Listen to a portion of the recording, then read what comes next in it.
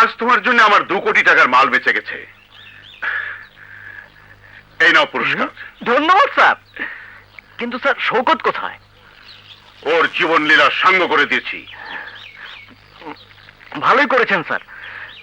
আপনার চোরাচালানের সাক্ষী হয়ে শৌকত বেঁচে থাকলে আপনার অনেক ক্ষতি হতো স্যার। ঠিকই বলেছেন ইন্সপেক্টর,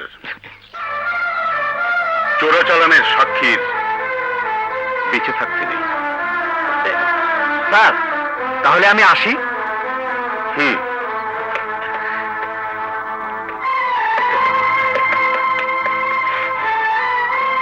ইন্সপেক্টর কি বলে গেল শুনেছিস? চোরাচালানি সাক্ষীর বেঁচে থাকতে নেই।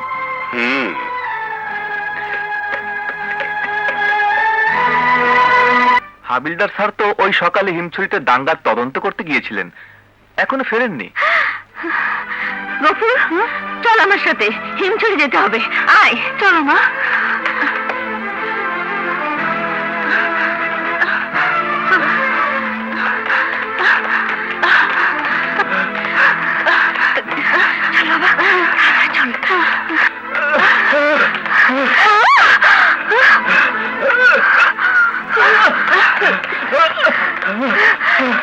ইন্সপেক্টর সাহেব, আপনার এই অবস্থা?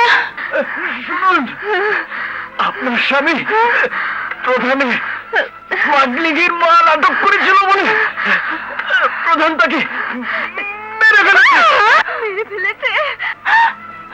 মেরে ফেলেছে? মেরে ফেলেছে?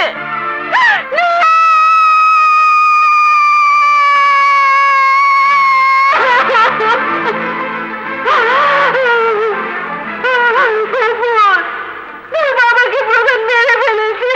মেরে ফেলেছে, মেরে ফেলেছে রে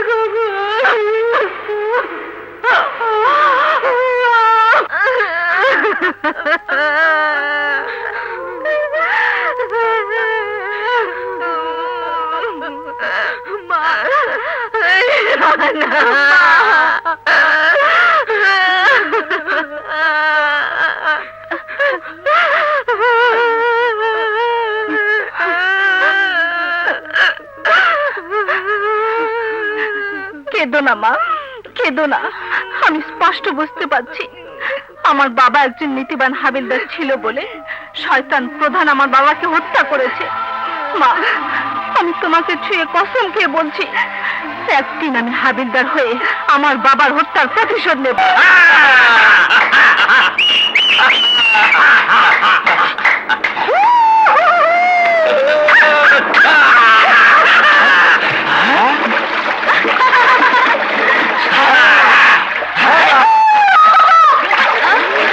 চল।